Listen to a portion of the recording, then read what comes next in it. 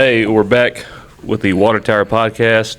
Our countdown to football season has begun. Last week we talked a lot about just a quick preview of the upcoming season and a little bit of last season. Obviously, we're not in our normal recording space. We're here at the field house at Black Cat Field. Joining us today is Coach Aaron Now, head coach and athletic director of the Mahia Black Cats. So nice to have you in today. Appreciate you having me. So we're going to kind of got a few questions that we're going to go through, just more about yourself, your career, kind of what led you to this point. We'll get into this upcoming season and a few fun questions at the end. So I'll let DeLeo get us started. Just going to jump right into it here. All right. Coach, off season's coming to an end. Season's getting here, be here before we know it. How's the off season gone for the Black Cats, and more of in the athletic period and the summer? What's that been like so far? So, really for us, obviously off season starts as soon as season's over, right? But a lot of our guys go to the hardwood and go play basketball, and so we're not actually all back together until once basketball is done. We're still lifting, we're still running all that stuff. But as far as the guys that were going to be with us in the fall, it is really not until basketball is done. There's a few that go and play baseball, and we get everybody back together. Really close out the school year part of off season really, really strong. Like our testing numbers were really good, both in the weight room and then what we test as far as measurables of running and that sort of stuff. And then that kind of kicked off our summer part of off season for us. We track certain things throughout the summer, and we do that for a couple of reasons. One, is it working? Are we getting faster? Are we getting stronger? But also it allows us to get a read on, hey, are we doing too much with our kids? We don't want to burn them up third week of June. And then, you're trying to get guys back right or get their interest level back where you want it to be come this time, or especially on August 4th when we actually kick off and get going. Huge credit to Coach Finley in the weight room. He does a great job of just of reading the kids and seeing how they're lifting and their energy levels and their performance, but also how he programs it and what we're doing and how it led us all the way up to that into the school year part where we had really good numbers, and then kind of what we started on in the summer to where we're leading up now, getting ready to go into the season. And then the coaches did a great job as far as the conditioning or the running speed work side of it. I really say give them a lot of credit, because I'm just kind of like, hey, look, this is what do we want to do, big picture. All right, you guys give us the blueprint of how we're going to get there. And we sit down and talk about it and look at it on a weekly basis and challenge those guys to come up with different things, but get us the same result that we want. That's good. That's good. I know mine's come home, and I've noticed that his body's changed a lot over the summer, and for the good. So definitely good, doing some good work. And like you said, y'all's numbers have went up and times have went down. So we're definitely doing something right here, and hopefully leading into the season that'll benefit us well. Coach, going into your fifth year here, you're the head coach of the Black Cats, but can you kind of walk us through what led you to this point in your career, and who's some of the guys that had a big impact on your coaching career, mentors and stuff like that? You bet. So I started off as a volunteer coach at Pantego Christian Academy. Pantego's a little speed trap in the middle of Arlington. There's a barbecue joint, Brahms, and a private school. I've been through there. Yeah. That's about it. The other thing, you will get pulled over in Pantego. Like, you go 2 miles an hour, you're getting pulled over. Yeah. I got more tickets in that 5-year span than probably I have my whole life. So I started off as a volunteer guy there. I did stats for them, helped out with O-line, and then switched over helping out with some defensive stuff. And I really thought I was going back to school at that time, and I really kind of felt like, hey, this is probably going to be my first job. And then they kind of offered me a position, and I was like, man, I don't know who can pay any bills on that money. So that's not happening. And then I was kind of like, well, okay, crap, now I got to go find a job with people I don't know, and I don't at that time, some people didn't even consider if you're coaching at a tap school that you're even really coaching. You know what I Right. mean? They're just kind of like, yeah, whatever. You haven't really done anything. Well, I was very fortunate that those guys that were at Pantego were all retired public school coaches. So we out-programmed people for 5 years. We were very, very successful. Made it as far as the state semifinals one year. And so I got to learn a lot from some dudes that had 25, 30, 35 years experience. And there's a guy named David Wood who was our O-line coach, and he told me early on in year one, he said, "Hey man, don't take this the wrong way." He's like, "But the first year, just shut up and listen." Yeah. He's like, "Not that you're not doing it." He's like, he's like, you'll learn a ton. I was, okay. So like I was like, whatever those dudes needed, like, hey, stripe the field, yes. Like stats, yeah, I'll do that. I'll do whatever you guys want, because I got to sit in a room with them and listen to them game plan and talk about practice, and I just a sponge, just soaking it up. So now I got to go get my first job, and I get hired at Arlington Sam Houston, and I knew they had a really dynamic quarterback, and that's all I really knew about the program. I played against Sam Houston in high school and knew of Sam Houston growing up in Grand Prairie. Arlington's right next door. We get there, it's a whole new staff on defense. All of us are coming from different places.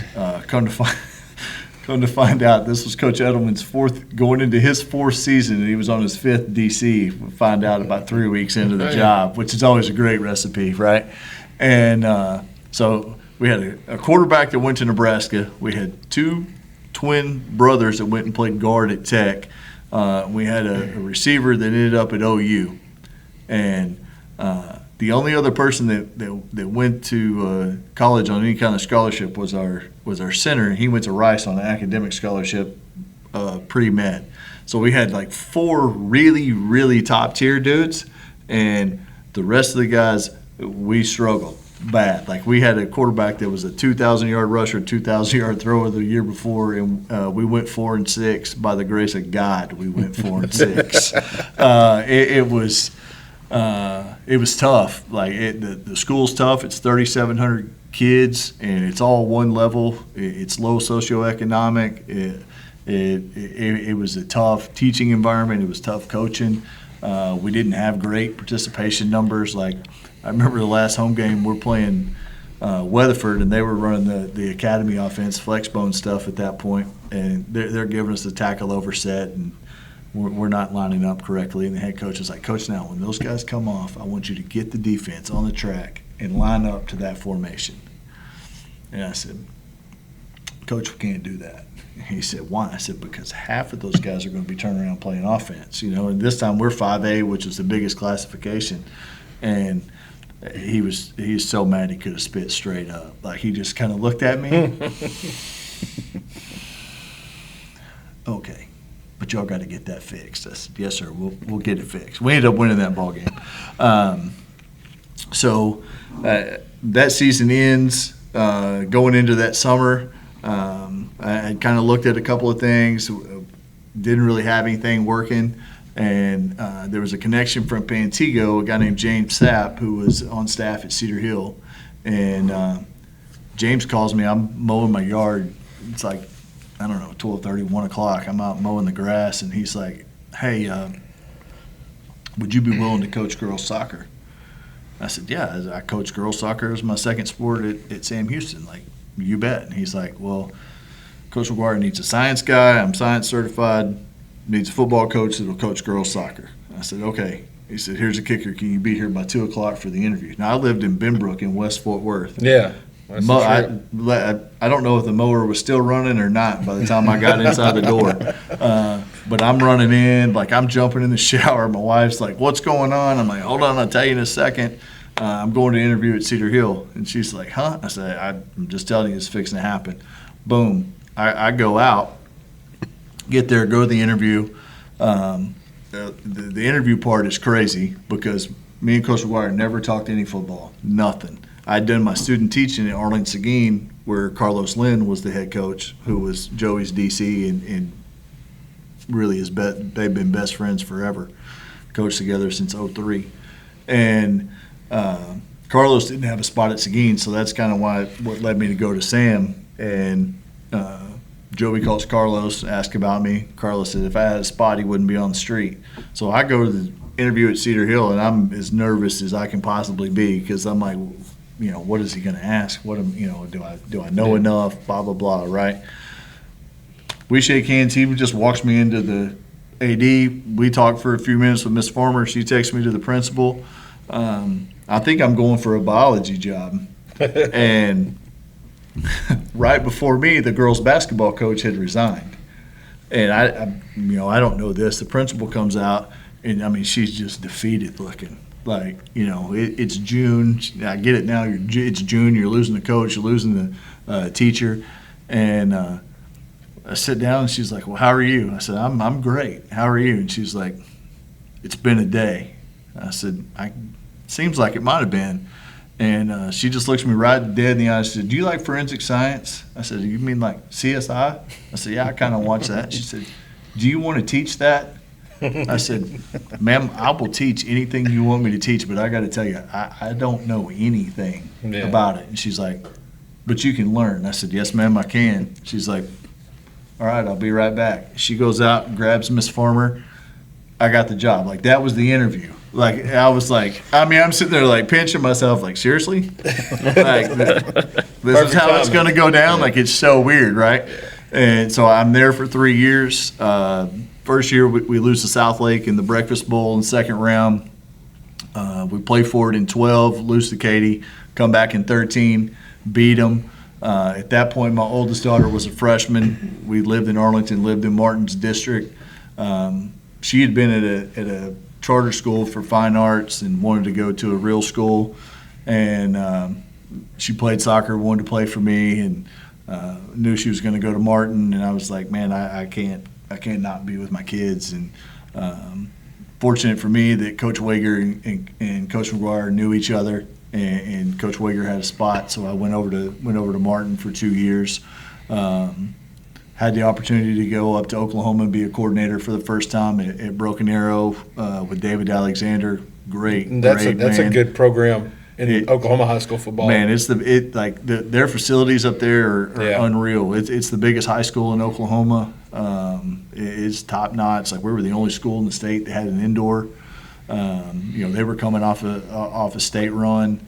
They had lost in the state championship game the year prior. Really thought we were going to put it all together there. It wasn't Texas. It wasn't necessarily a bad place. It just wasn't Texas. Right. And needed to get back home and was looking around. And at that point, I'm like, man, my son's fixing to be in 8th grade. I've got 2 little ones that are fixing to start school. Like, I got to find the right fit for my family, not just me and the coaching side, but for them as well. Right. And Coach Hume, who was the head coach at Midway at the time, he had been at Mansfield when I was at Cedar Hill. We were district opponents. I knew his face, I knew his name, and I knew he ran the I formation. Other than that, I didn't know anything about the guy. And reached out somehow. One of his assistants and I had followed each other on Twitter, and I just reached out to him. I said, "Hey, you guys got anything open?" And he's like, "Yeah, we're actually looking for a D-line coach." And I said, "I'm in. I'll be there tomorrow." And gets me in touch with Coach Hume. Go down there. Spring hire. So I was there for spring ball in 17. We were really good. Go play for it. And outside of about 5 minutes in that game, we played really good. And then there's another 5 minutes that I try to forget. Ended up losing it. It was there until he left. I come here to be the DC, which I guess I was for 90 days or something like that. Yeah. I bet that question's coming though. That's kind of how I got to it. Like, man, I've been blessed in my career for no good reason. Like, it's unbelievable, to kind of start in the game late. I've been able to coach in 3 championship games. Won one. We had a chance to win all 3.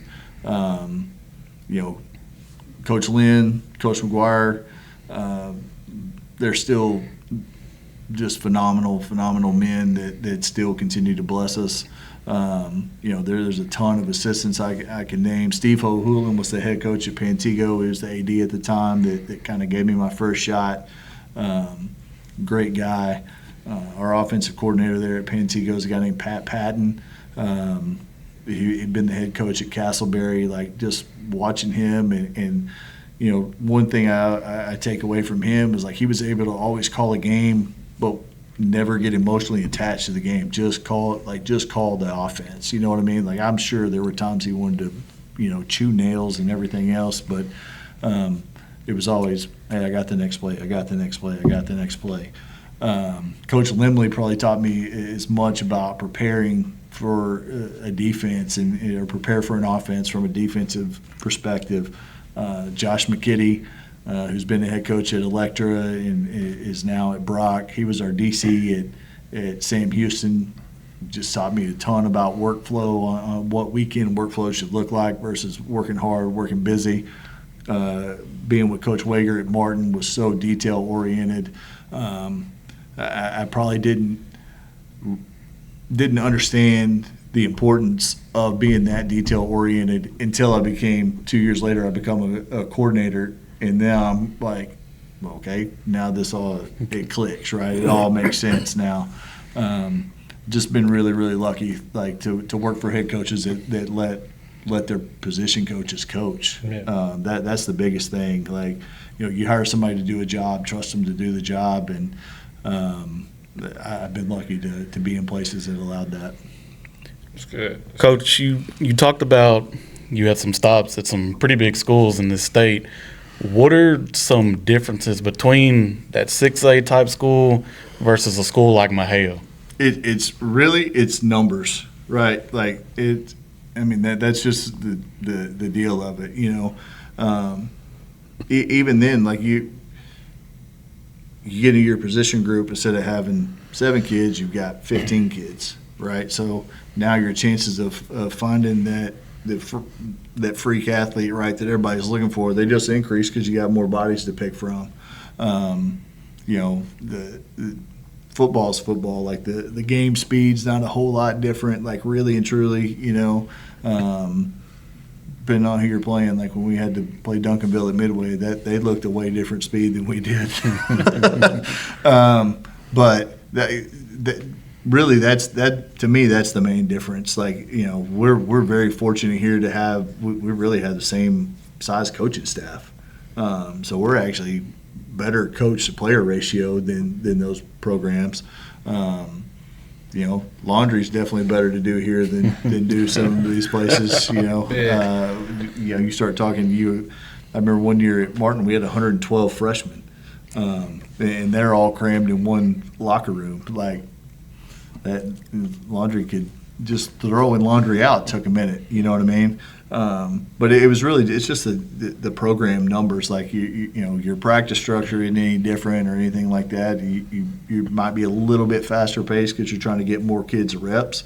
Where here, not that I'm not a big fan of the load management, right? But you also go, okay, well, we've only got so many linemen, and they're playing both sides of the ball, and they're going to hit each other on every single play, whether we're at half speed or thud or we're at full tilt. So we got to be smart with how we practice those guys, because you don't want to burn up their legs. That to me, that's really the difference. I gotcha. Again, heading into year 5, leading our Black Cats. What are some of the things you're most proud of during your first few years here? And then what are some things you feel like you've changed or improved upon from year 1, whether personnel or the program or stuff like that?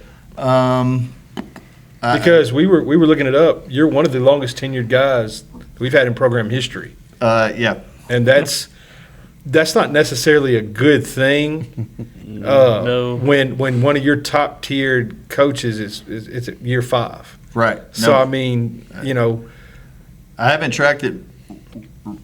So year 2, I kind of looked at this myself a little bit, and you go back to Coach Cobb, it's a 3-year average.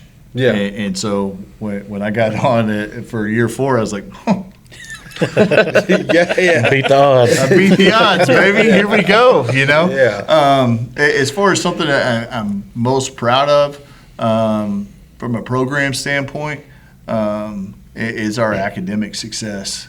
Like I remember when I first got on, everybody's kind of like, "Man, we're gonna be all right until grades come out," and I'm like, "What? Yeah. What do you mean?" Well, we're gonna lose some people. And no, we're not. Like we're not going to lose kids to grades like that. That's just, it's not going to happen.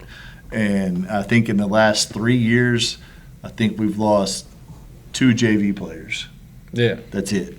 And we have one season where we didn't lose anybody, and I'm like, that's the standard. That's where it should be. Right. Just to touch on that real quick, there's been times in the past where we would have 3 teams, and grades come out, and you got to condense that sub-varsity, and then you lose a good player or 2 on Right. varsity because of grades. So that in itself, that's a salute right there that we're only losing maybe 2 kids in the whole high school program.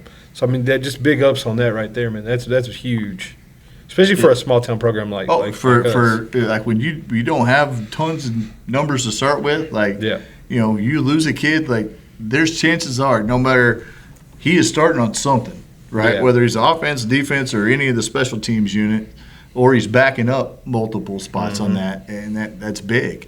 The other thing that I'm really really proud of is year one we had 66 kids in the program. I think right now we have 107 kids signed up in the program. We're plan is to field 3 teams this year.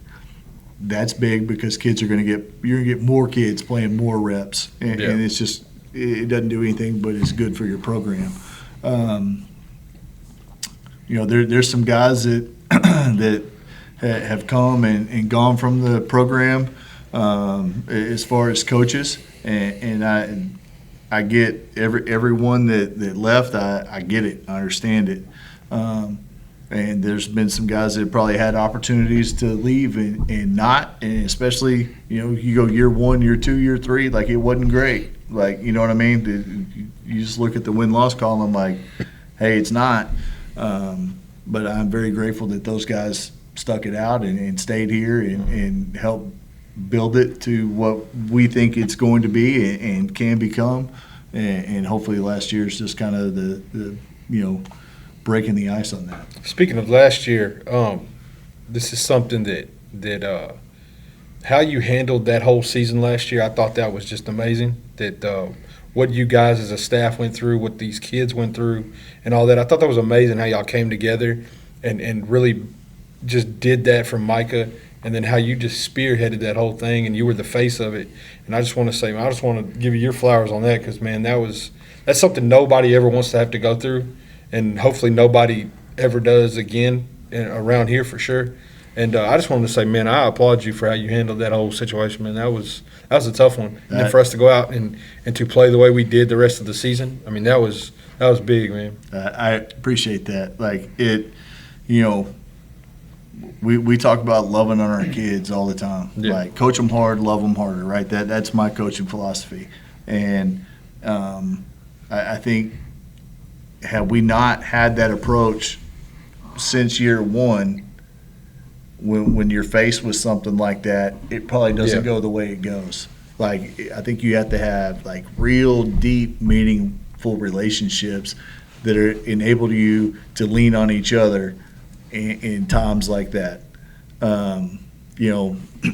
We're going through that Sunday night going into Grossbeck week, like I'm laying there, man, I'm tossing, turning, I can't sleep, and Laura's like, what's going on, man? I'm just really nervous about practice tomorrow. Being back on the grass the first time, like it's going to be different. And she looked at me and she goes, "Look, it's either going to be really, really good, or really, really bad." She's like, "And you ain't going to be able to do a thing about it either way." Yeah. She's like, "They want to play." She's like, "It is normal for them to practice on a Monday." She's like, "Kids want normalcy, that they'll be." And I thought we had a great practice. I knew when we got to the stadium in GBT, I knew they were in trouble. We've said that. Like I Yeah. just looked at our kids and I was like, we don't have to say nothing. Like just get the clock going. Yeah, Like, that was we let's tee said it up, that. let's go. Like we all agreed. Like I mean, and of course Lando's on the coaching staff. But like me and DeLeo said, like just the feel when you walked in that stadium that night was just like the air was different. Like I'm on the sideline helping with the tunnel and all that, and while y'all are warming up, and I'm like, there's no like it was just the vibe. Like you just knew. This was about like we were locked in, we were focused. It was, for the first time in 2 weeks, it was the first time you really saw some of those kids smile. Yeah. And like it was, it's kind of all the stuff you tell kids of, hey, like let this be your outlet. This can da da da da, right? All the coach cliche stuff. But when we got in there and started getting dressed, like I'm just reading the room, and I'm like, I think tonight's going to be a pretty special night for And the it Black was. Cats. It was. And It was it very- turned out that way. Yeah, that like Wes said, I think we just mentioned that last week how, it was just different in the Yeah. air. The whole, everybody in the stands, the community came together. Like it was just one of those. It was a tragic thing, but it became a special thing that night. Like that's that's a night I'll talk about for the rest of my life. Like just being there to witness that. Yeah, it was. That's probably my greatest football moment. That's probably it's top 3. I'd have to really like just sitting here and having to think about it.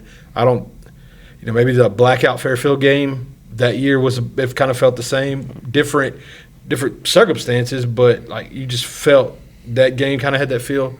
But the Grosbeck game, man, it was just from the time I got to the stadium, was on the field, talking to Keith in that morning, just seeing that like he wasn't the same day. Like he had, and I'm having to navigate that with him because that opened up old wounds that he had and all that. But when Bird jumped over the kid and scored, I knew it was it. Like that, we said, like that was we were already kind of on him. When he did that, I was like, "This game." I knew opening kickoff when we recovered that onside, like, Yeah, ball game. yeah, that was the nail in the coffin. The Bird, Yeah. the Bird said. That's yeah. the greatest play I've seen in Black Cat history. I can say That is up there with the greatest singular play that I have seen in 20 years. Yeah, that Like, kid. And then you start going, okay, hey, just takes this play out of context, and wow, it's really amazing. And then, okay, well, what led up to that game, and then what led up to that play? Right, I mean, we stop them on 4th down, and then boom, we go 80 the other way spectacularly. Yeah, And I remember looking over at Coach Bomar before the PAT team runs out, and I was like, you don't have one of those. well, We do. He's going to get it again, too. they did. The thing is we just shut him down. Like I think he had 80 total yards that game, and that kid's special. Yeah. But that night our whole team was just on a different level. Everybody played out of their mind. Like the pick Autry Ferris had where he wasn't even really looking, and all of a sudden just flips around and intercepts the ball. Like that was one of a great play that game. Like just everybody, just the whole team from the starting 11 to the last man on the bench to the training staff to I remember Bird's running for the touchdown and the girls running with him. And she's running just as fast. Yeah. Yeah. So, I mean, it was just a special night. The crowd, honoring Micah like that, end of the game. That was a very, very special night, man, for sure. Coach, we just touched a little bit on the community of Mahia and how it can come together, be a special thing. Like we said, it's year 5 for you here. What's your experience been like dealing with the community of Mahia? I've never been any place where we sold out a basketball arena. We did it 4 times last year. We've done it years prior. I've never been anywhere where everybody knows everybody, either because you just know them or you're related to them. And the support that the community has for our young people is unbelievable because that's not as much as we all wish that it was. That's how it was everywhere. It's not.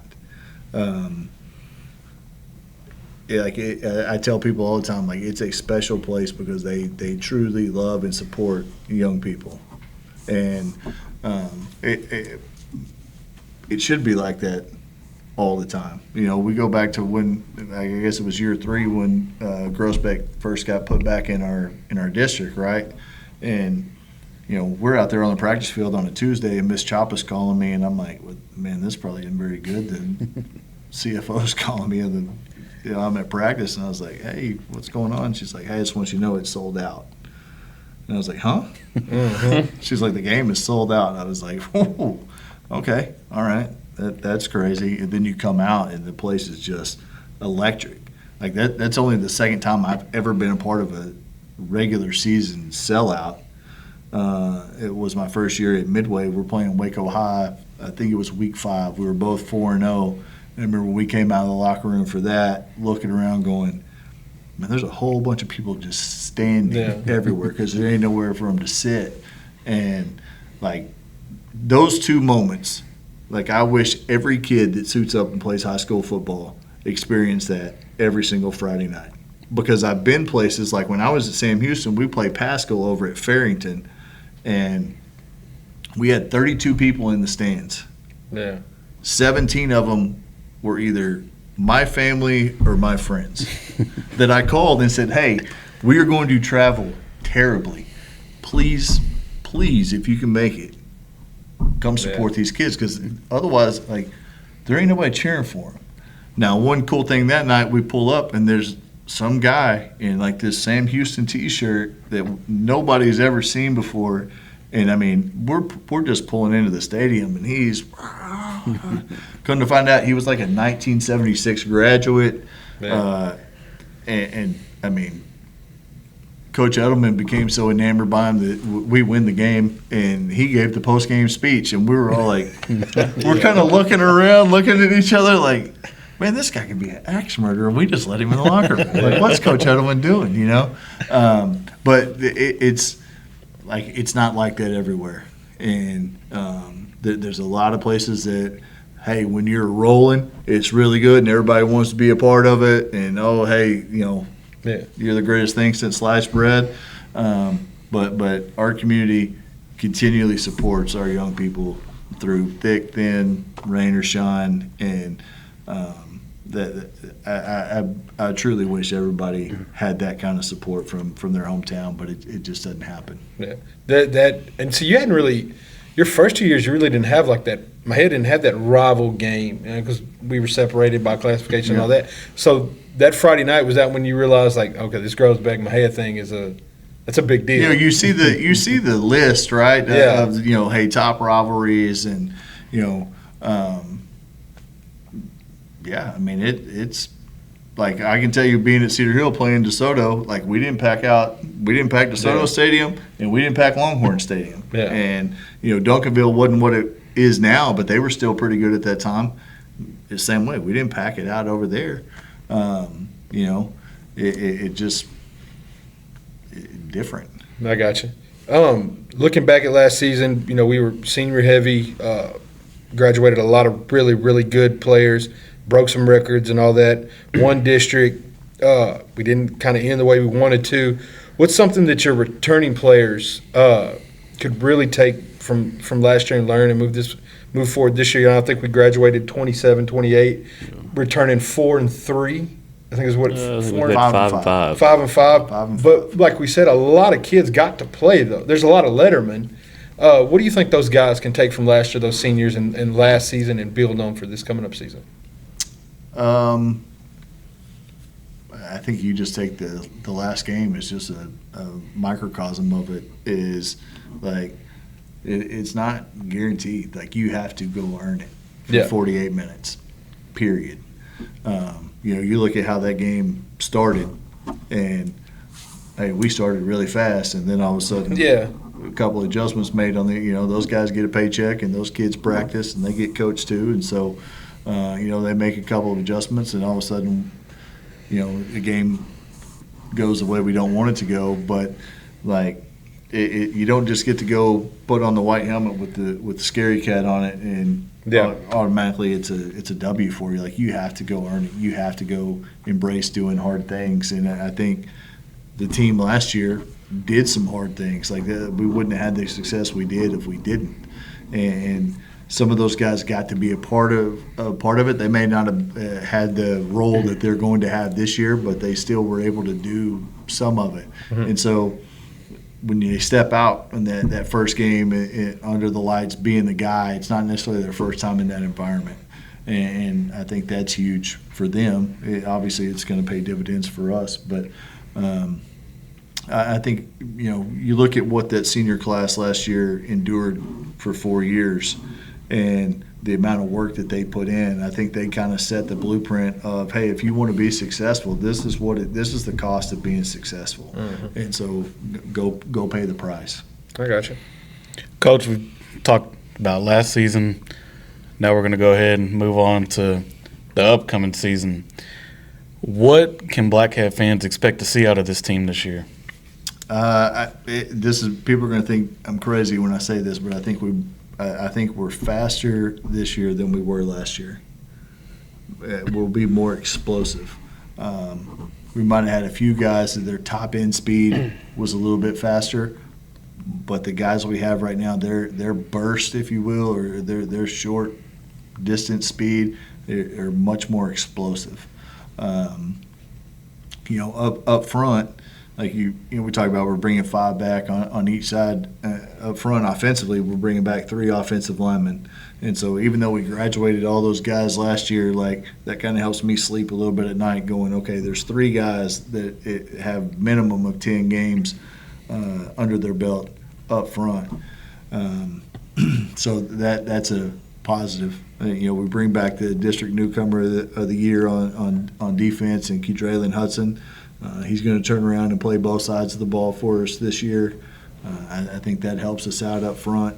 There's some guys going into their junior year that played as sophomores that I think are going to have really, really big years, especially what we're doing defensively and a little bit of a scheme change over there. I think we really see offense will be a little bit different because we're going, Cargyle gives us an added dimension in the run game of being able to run the quarterback. And so, that's something else that you truly have to account for. Like everybody's got a quarterback player for all these schemes, right? But how many times is that dude going to run it and go try to run through your face? Well, the guy we got taking snaps this year, like he likes to be physical. He likes contact. So I don't know that we'll be as a vertically attacking team up the field as far as trying to blow the top off of it and throw it 60 yards all the time. But by God, you better be able to tackle our butts in space because we don't need much. Yeah, Coach, you got to touch on 2 things that we specifically talked about last week on our show is the O-line that is coming back could be a big factor in helping smooth that transition of the newer players stepping in, and then the running quarterback and how you just talked about, he runs tough. He's not dodging the contact. He's looking, like you said, to run through somebody. Right. Yeah, it's we're going to have to get him a slip and slide mat, teach him how to slide. Cause, hey, if we need a yard and he's got to drop the shoulder, fine. But look, hey, if you get 10 and you can only get him maybe 2 more, just go ahead and just take a slide or step out of bounds. We don't need you taking getting hit in the shoulder, the elbow, or something like that. But no, I'm excited to see the offense. It's funny you say slip and slide. When I was at Pantego, our quarterback was our head coach's son. Super athletic. I mean, quarterback, dude, throw the crap out of the discus. It wasn't anything he couldn't do except slide. I mean, it looked like a freaking Volkswagen Bug just tumbling down a hill every time he tried to slide. And one day we're over at practice, and our safeties coach had been a baseball coach for UTA for a long time. And we look over, and there's him and the quarterback and a slip and slide, like over off the sideline. We're over there with the linemen, and they're like, Coach, what are they doing over there? And I kind of got my back to it. I look over, and he's teaching him how to slide, and I was like, quarterbacks never have a hard practice, man. I got you. And luckily that Cargyle, he's a baseball guy, so hopefully sliding into home on this one, bud. We're not, speaking of the team and all that, we will see some familiar faces, but a lot of new faces will be in the Crimson Black this year. Who's some players we should really just keep an eye out for this upcoming season, or the fans of Mahia should? Ooh. Man, I think the list is almost limitless, because so much of it is going to be, all right, how do you want to try to attack us? You want to load the box and try to take away Stephen Miles? Well, okay, here comes your boy, Kale, the Molina twins, Roy, Rylan Gowan. Like there's We got some guys. we can just keep rolling receivers out there and keep fresh legs. Yeah. Okay, you don't want us to throw it all over the yard? Well, all right, here comes some heavy dose of Stephen Miles, And that's a familiar face that we didn't see much of last year. No, That is we did back not. finally healthy, and I expect him to have a huge season. Like I'm excited to see that kid back on the football field, healthy and playing well. I really am. That's one of my biggest ready fours of the season is him, because when that dude's healthy, he can go. Like, No doubt. he can go. So this guy played about half a season on varsity. He moved him up about halfway. Cash Williams. That's my guy. That's one of mine. Cash plays football the way a football coach wants a guy to play football. He is physical. Like, he loves the physicality. He's explosive. He's fast. If you said, hey, coach, what's his position on offense? I'd say, yeah. Because I can't tell you, is he a running back? Is he a receiver? He's a football player. He's a football player. Like, I love that. I think Terry Alexander is going to have a really big year for us. I love Terry. I want Terry just to play football. Like, get out of your head. Just go play football. And I think that's been his biggest problem is he questions too much. Just go play 100 miles an hour. If you mess up, we'll fix it. Just go play football. And he could be really special. You're right. He works hard. He's a great kid. He looks the part. I mean, that's another kid that I'm with you on that one. Like, I'm ready to see him go out there and play. What about you, Harrison? Anybody jump out at your head that I'm not popping out of my head at A couple the of moment? underclassmen that'll be moving up from the freshman squad. I think we have so many. I guess, like you said, like a lot of returning lettermen. Yeah. That necessarily wasn't starters last year. I mean, to me, one guy that really played half the season last year was Kale Collins. Yes. And now with him getting to have a full season, I mean, at receiver, at He looked explosive at corner, 7-on-7. I mean, he'll probably be a returner on special Yeah. teams. Probably play some safety, because I know all those guys are interchangeable in the Yeah. secondary. I mean, that's a guy. I mean, I'm really excited to see and get a full season Right. this year. And he had a full off-season yep. as well. So, yeah, I'm with you on that. He can be very special. He can be one of the Black Cat greats. I mean, you go back to, like, I know I don't put a whole lot of stock in 7-on-7. Yeah. We're over at SMU playing our 6th game of the day, and we open up with a post against Cedar Hill, and he goes and splits the safeties and runs by everybody. Mm-hmm. And I was like, right. Making that's explosive. The SMU guy was sitting over there, and he did that. And we had several guys that, you talk about the bigger school. When we played Cedar Hill, and I'll get back to the Kel thing in a minute, when we played Cedar Hill, our top guys and their top guys it wasn't a big difference. Like Kel, Keithan, Roy was one of them. Like, they all like Cargill looked like the white version of their quarterback. Like, you know what I mean? Like we all, like, our top dudes and their top dudes, they just had more of them. Right. But going back to the Kale, that catch Kale had, I'm standing the SMU's guys from me to our camera, and I said, if that kid focused on football like he did basketball, he'd be a Power 5 kid. Mm-hmm. And that dude stood up off the cart and just kind of started watching again. Yeah. I think Kale started cramping up after that, and I don't know if he did much more, but like Kale was one of the best players at that field that day. Mm-hmm. And so like I said, I'm excited to see what he can do on the football field for us this year, with him being here the whole time, being able to incorporate him in the offense and have him, full tilt. Like, he scored had a great run against Pilot Point in that game, and that's when at the point I was like, we look like a district champ. We're rolling, and then it kind of. He took the ball the wrong way And and went 57 to the house. Yeah. Like, it was like, what are you doing? No, go be fast. Yeah. Good job, Kel. Yeah. So I'm with you on that one with the Kel one. That's going to be big. Markavion Boyd, like a guy that played on JV last year as a freshman. Like, to me, athletically, he's one of the best in our program. Like, he does some freakish things. Like, look, just watching him last year on JV, excited to see how he handles the varsity level. I mean, it'll take a few weeks to find his footing and get used to that. I mean, that game speed from JV to varsity. But like, he's a guy I'm really excited about. And that's what we talked about in the last show was like those first couple of weeks. There probably going to be some growing pains, like from everywhere, because we got some new coaches in, new system, and all that. So there's probably going to be some growing pains. Like, the main thing is just stay bought in. We're going to be fine. Stay healthy, get the district.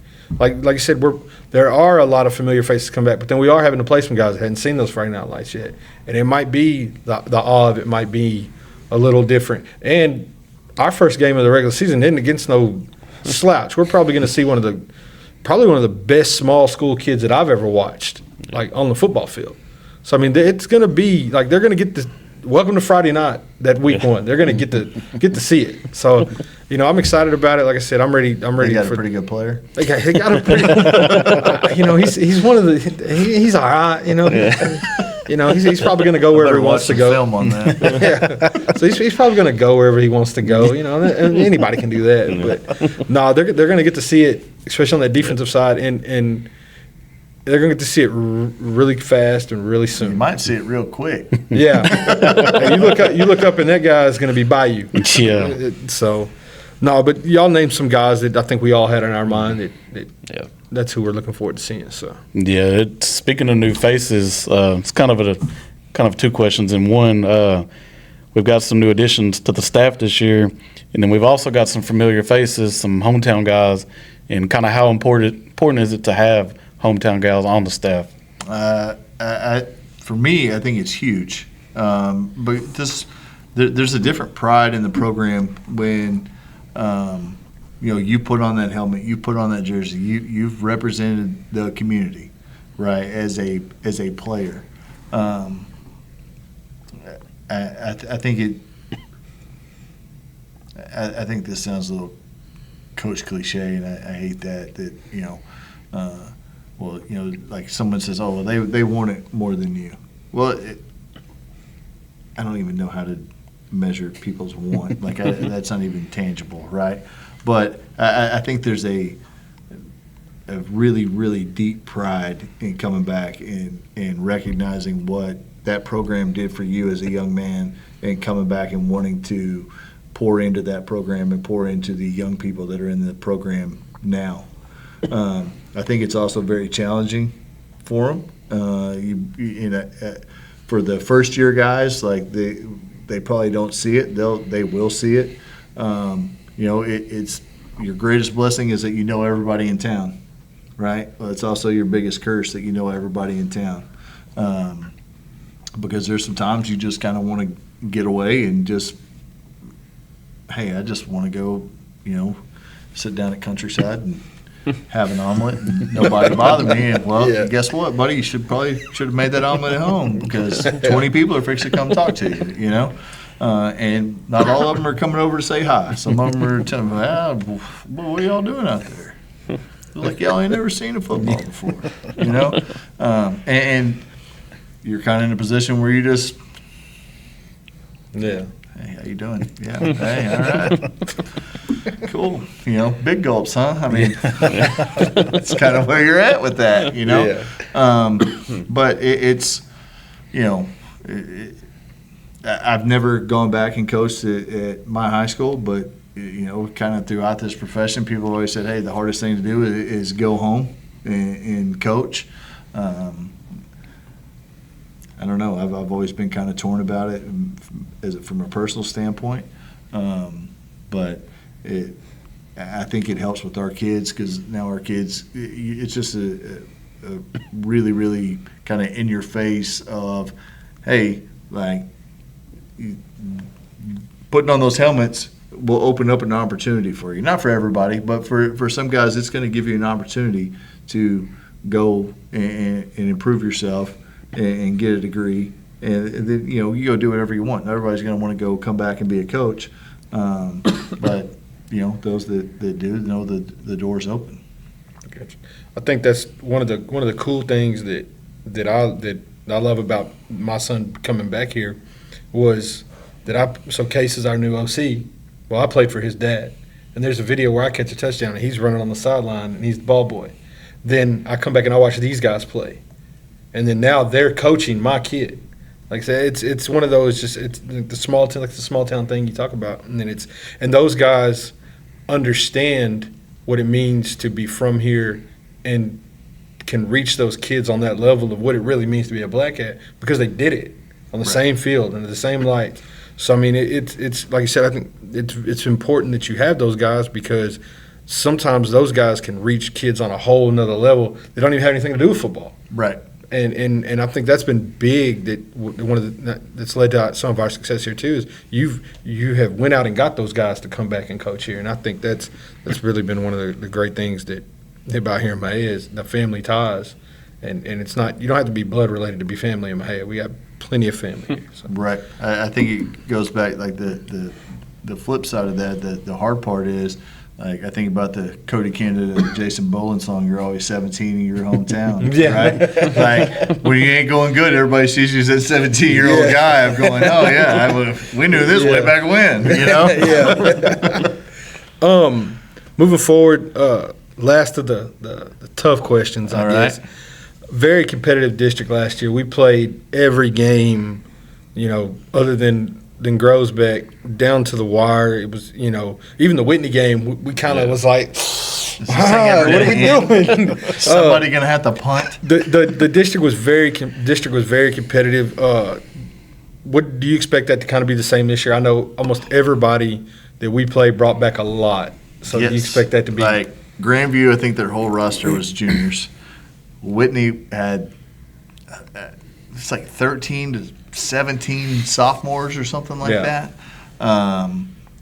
West is traditionally always tough. Like they didn't just stop being West because the calendar flipped, right? They're going to be super tough. It's a new staff at Maypearl, so what are they going to do that's different, or do they just keep building on what they did do? Now, they graduated some too. So, what happens there? Obviously, dudes across the river got a new coach. I've heard everything under the sun as far as what they're going to run. Oh, they're going slot T. Oh, they're going up tempo. They may do it all. Like whatever. I mean, we're not playing them first right out of the box, so we'll have some idea of what they're doing. But it's not going to be a cakewalk. I think every Friday night you're in a heavyweight fight, and like for me, I love being in tight games, close games. Like I love it. Don't get me wrong. Like there's a bit of a relief factor in a blowout. Sometimes you're kind of like, God, we needed that. Yeah. You know what I mean? But I think to make the run that we want to make in the playoffs, like we have to go through the fire. We have to have those tough games where there's something on the line of, a district championship. Like you're playing to seed yourself as high as possible in the six bracket tournament, but also, like, you want a gold ball. You want another gold ball to go put on the shelf out there, right? And have the district title. That means something. That's non-district, like, we start off with two really good teams, and that's not slacking anybody that's week 3, 4, and 5. But Westwood's got top quarterback in the country.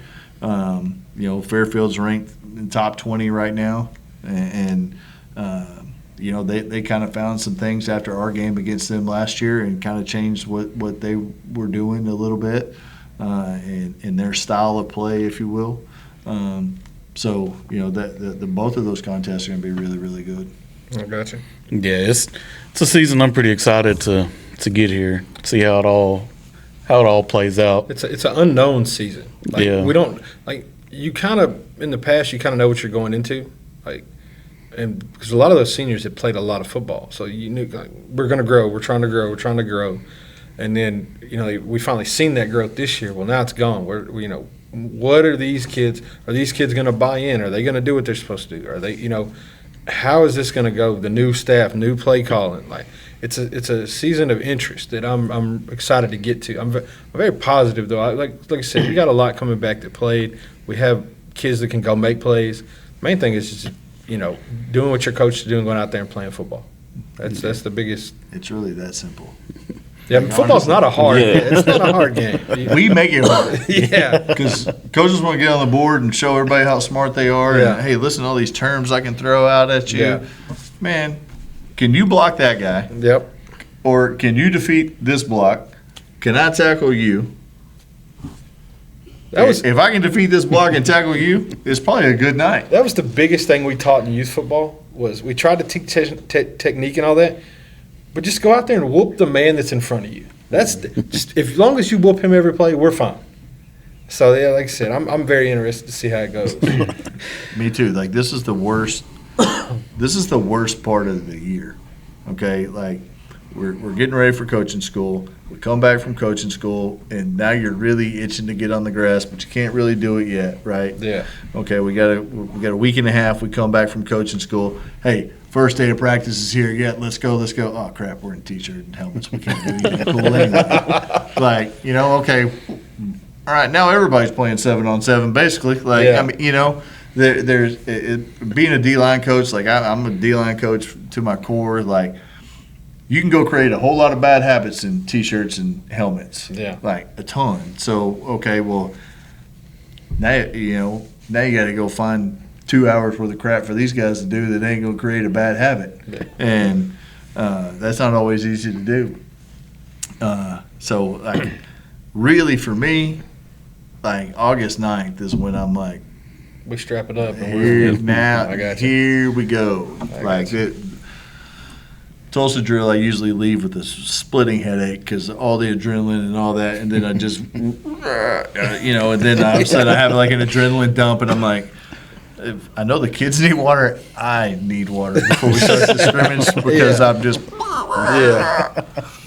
Yeah, I think I'm ready for it to get going, but that first inter squad scrimmage, just to get out there and see it. Just to hear that. Yeah, Just to hear the clack of shoulder pads and the little. I want the best competitive, injury-free You said it. environment I can get. You said it. Like, Yep. Nobody wants to get hurt in a scrimmage or especially an inter squad scrimmage, but, Yeah. but you want to see kind of, all right, this is what we're going to probably look like. This is we've got a chance to look like. I So remember last year I got a text from Mr. Appleton after the inter squad scrimmage.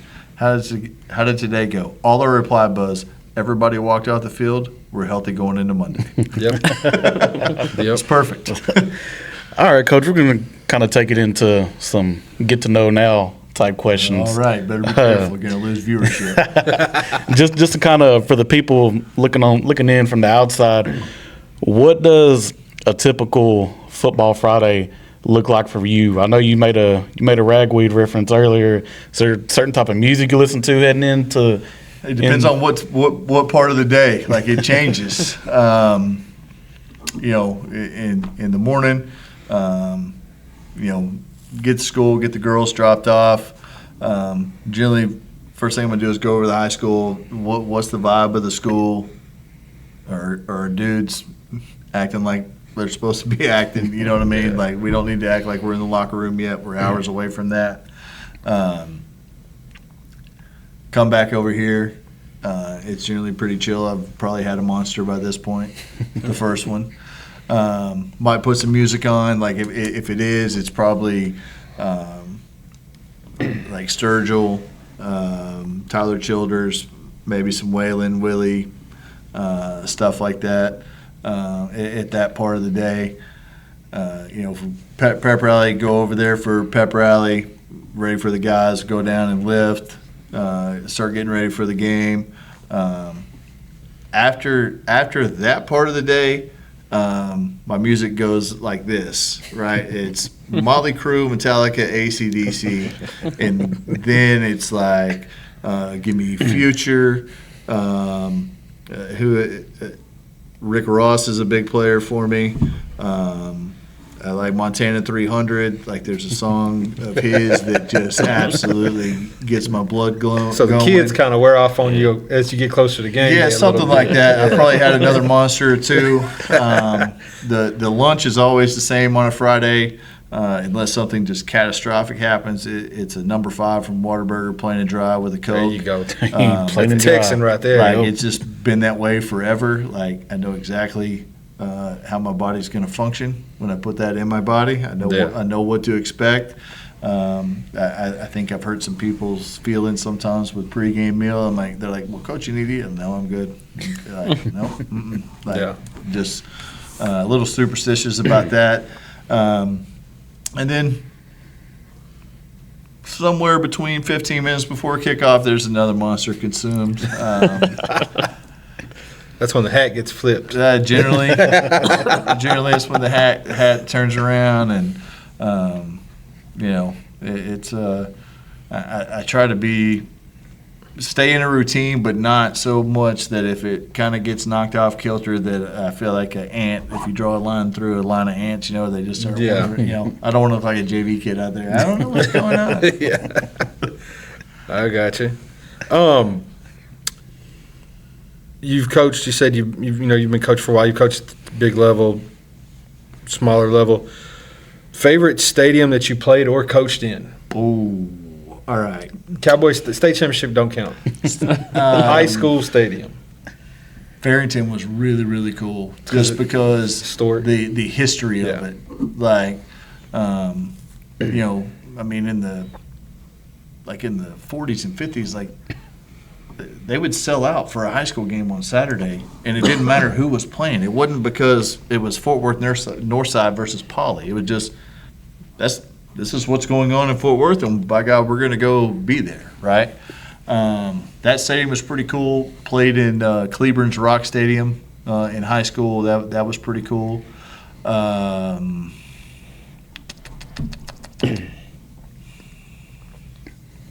Apogee at North Texas was pretty cool. We played a game there where they actually had a front end loader clearing snow off the field before the game, and they were just like pushing it against the walls.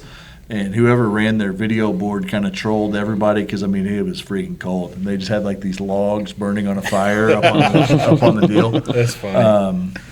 That was pretty memorable for a number of reasons. I'm trying to think who else had a really, really cool stadium. Stadium I played in is pretty unique. The Gopher Bowl. Yeah, it's one of the tunnel. That one was pretty. It's a special place to me. Cast for Vernon. That was. I didn't. I walked down it, but after the game, I did not walk back up it. I went around. Yeah, because that thing there is. Hey, I bet you could punish some kids on that thing. When I was at Cedar Hill, we were playing South Grand Prairie over there, and we're walking down to the field, and we're almost at the bottom of the tunnel, and way up at the top, all you hear is "Watch out!" Some girl's voice, "Watch out!" Turn around, and here comes a freaking xylophone at about Mach 4 down that thing, and it's rattling just a little bit, so the bars are just ticking, ticking, ticking, ticking, ticking, and like.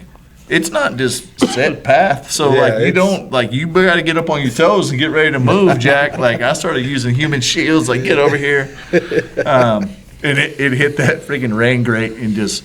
I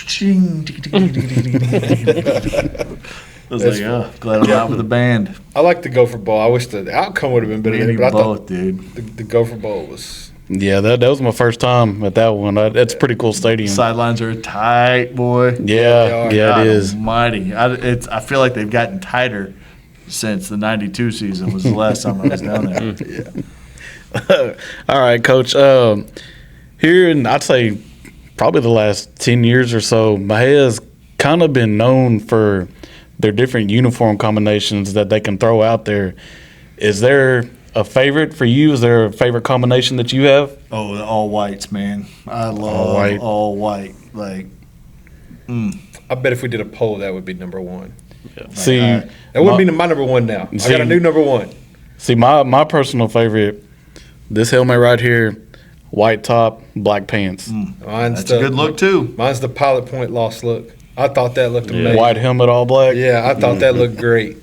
I don't know if we can wear it again, but have to We shake gotta get that the off. juju but- off that. We Yeah. will. But like you said, the all white's just so iconic because of the state championship. Like I think that's why, I remember when they first brought it out against Fairfield. 2018, 2019. Yeah, but in 2019. Yeah, everybody. You were just like, all right. Like what's crazy to me is you can take a uniform in white and like just our white and black uniform, and it's so crisp, Yeah. right? And if we duplicated that same uniform in black, just reversed it, it's sharp looking, but it just doesn't have that.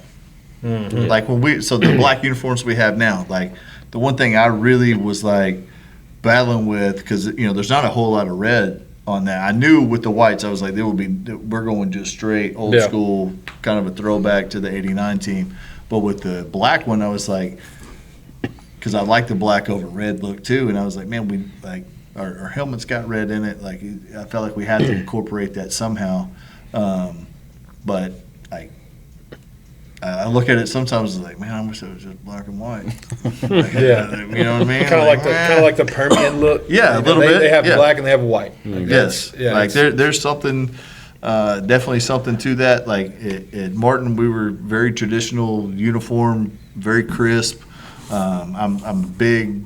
I like the block number. Like I think it just makes it sharp. There's very few NFL or college teams that I look at the font of their numbers and I'm like, man, I really like that. Like Yeah. I'm like, it would look so much better if it was block. But that's probably just me being a little bit old school too. But Yeah. Like I think one of the most iconic jerseys in college football is like the Penn State look. yeah, It's simple, right. but it pops. Yes, but like if you just take Penn State, Alabama, Michigan, Notre Dame, Texas, Oklahoma, it's all block numbers. Yeah, Like, just keep it crisp. I got you. Let's take it outside of the field house. All right. Outside of game day and football. What are some of the things you enjoy doing outside of the football life? Oh man, I like to throw some meat on the grill. I love cooking. Cool invite. Yeah, you better gas up before you come over there, boy. Like I do most of the cooking in my house, and people are always like, "Oh my God, you have to cook." I'm like, "Man, I eat what I want to eat." Right? Yeah. You know what I mean? That's the beauty of it. I love anytime we're able to get away with the kids. Like it doesn't matter if we're just going an hour and a half down the road or we're going halfway across the country.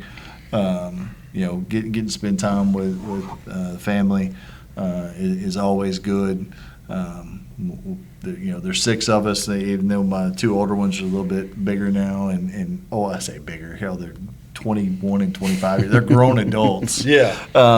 But we have a good time when we all get together. Like nobody's safe. Everybody's going to have their turn of being in the roast session probably, and it's for me it's that really. I don't have a whole lot of hobbies outside of coaching ball, and I take great pride in having a green yard and it looking sharp.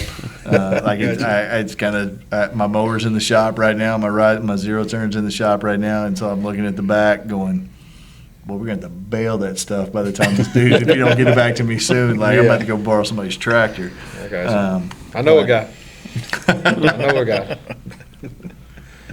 No, and like I said, coaching football, being friends with head coaches and their coordinators and stuff like that, I see the time that y'all put in. And just when I ran youth football, 4 or 5 days out of the week, it was work, ball. I might be home at 9 o'clock. All my Saturdays gone. So just factor in that that's every day for y'all. So I know when you do get a chance to go and hang with the fam and all that, and like the summer, y'all are busy during the summer, man. Y'all got no days off. Man, so Laura and I took a trip back in the beginning of June, and I kind of told everybody, I said, "Look, man, like when I get to the cabin, like I'm putting my phone down. I'm like, don't call me. Don't. Yeah. I told the kids, you need somebody to call your mama. Like, Yeah. I'm not answering. And for 2 days, like we did that, and it was freaking amazing. I was like, oh, maybe I should probably look into doing this like once a month. I got you. This is really cool. Yeah, man, I got one more, just real quick, and then we'll get out of here. Obviously, we just talking about we love to eat. Hopefully, we find a good spot down the Riverwalk this weekend. If you had someone visiting Mahia, what are some local restaurants you would take them to? I feel like I'm being put together here. I think you have to go to Jim's. Got to. God, I would probably say Jim's. This is not going to be well for their business, but I can't remember the name of the new Mexican food restaurant that's on 14. that Lando and I went to. Tanimpa. Yeah, sure. I'm glad you said Sounds that. like 'Cause, I would have screwed that up.